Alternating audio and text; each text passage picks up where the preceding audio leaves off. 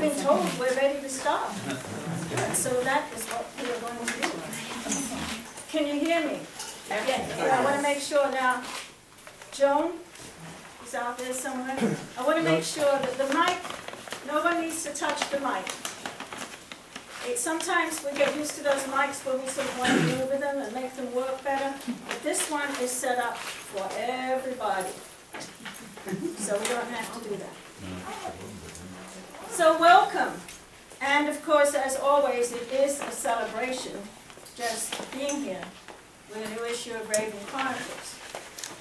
And I kind of was a little bit amused in Phoebe's notes she wrote in the program about she expected to get submissions that were sort of high on life, verbal jumps for joy, and that for the most part, that didn't happen.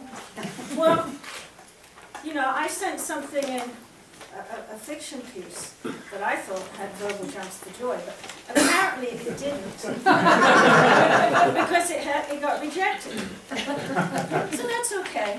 But I thought, tonight I will read a poem that I forgot I had. It's an old poem, and I do believe it has verbal jumps for joy.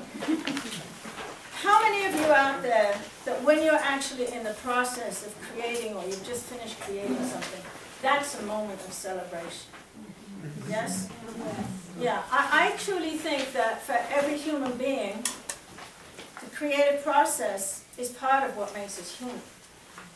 And when we engage in that, it's mini celebrations over and over and over again. Even if you're writing something that's painful, right? Just getting it out onto the page or whatever it is that you're doing, it's wonderful when it's out.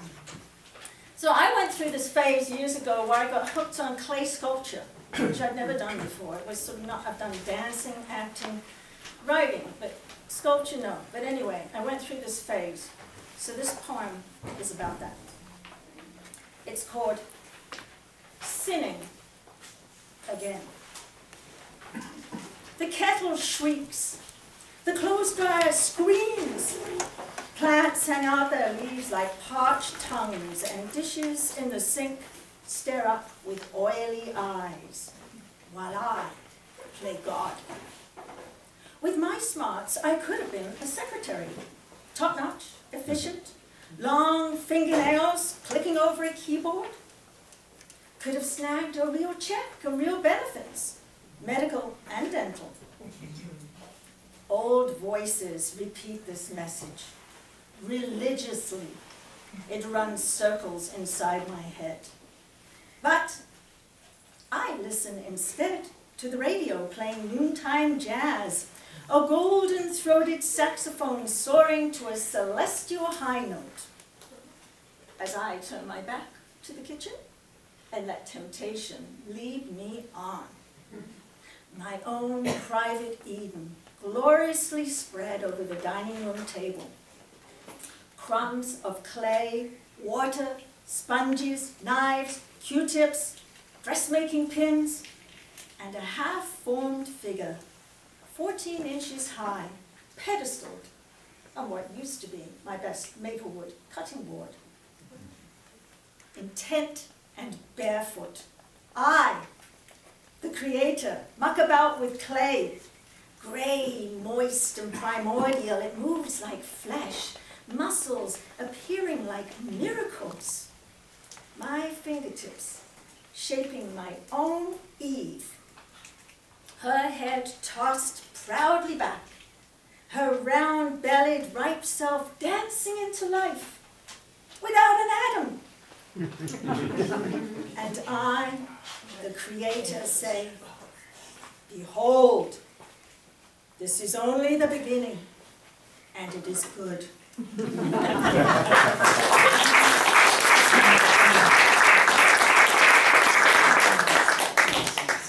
I was about to leave, like I was just leaving and going. So tonight is going to be an exciting program that's going to take us all over the place, and I sort of committed myself to reading these pieces in advance, so I'm excited to now hear them. And first up is Jesse Minkert, reading cultural geography, which is one of the sections in the magazine.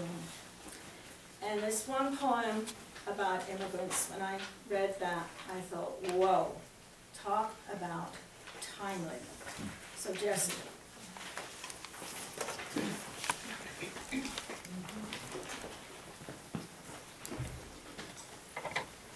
Thank you, and the fact is I have a Master of Arts as a sculptor, and the truth is I could never make clay do anything.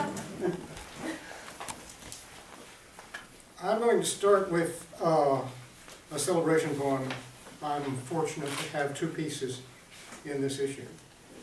This is called Basket Weaver, for Evelina Henry, who is an Apache basket maker and winner of the American Master of Traditional Arts Award, and part of the traveling show, which was here at Jack Straw for long enough for all of you to have no excuse for having not seen it.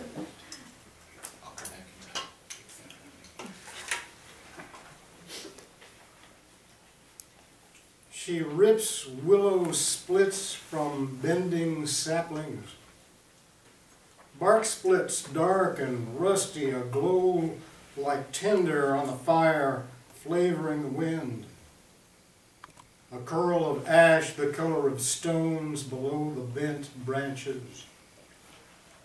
Skimmers flicker on the water mirror, red and yellow leaves afloat like fire favoring sandy pools. Minnows in the shallows, in the shadows near the strand below the willows. Swallows dive through smoke, through rising embers, limbs broken, red and yellow leaves. Tongues flicker on the wind, the shelter under willows where she tears her splits from young green saplings.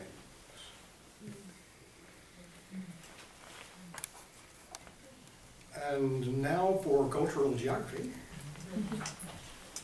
something called Instructions for Immigrants.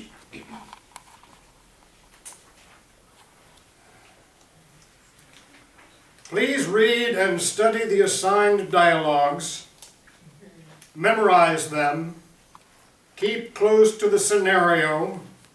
You will succeed as long as your interlocutor is willing to follow the same script, word after predictable word. The self-lubricating social mechanism will serve you breakfast. Take your ticket stub, stamp your boarding pass, recognize your portrait on your plastic card. If you stand where we tell you to stand and say what we tell you to say. Do not appear unusual. Do not say anything unusual. Don't make faces, don't fidget or blink or dance. Don't fall asleep. Don't wander into a restricted area. All areas are restricted by someone or something you don't know. So stay with the others, don't touch anything, don't step in front of anybody, don't imagine that anybody owes you anything. Smile at everyone, not a creepy smile, a non-threatening smile. Be prepared to stand in place for hours. Do not attempt to be friendly. Do not attempt light banter. You have not arrived at the level of skill you will need for light banter.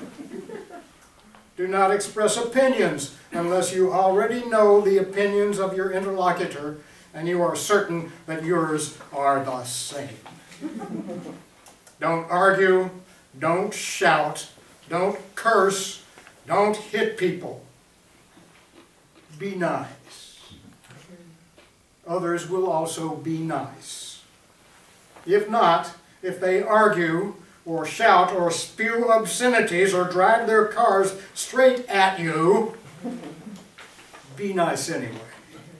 Especially to the uniformed officer with his boot on your neck. Thank you.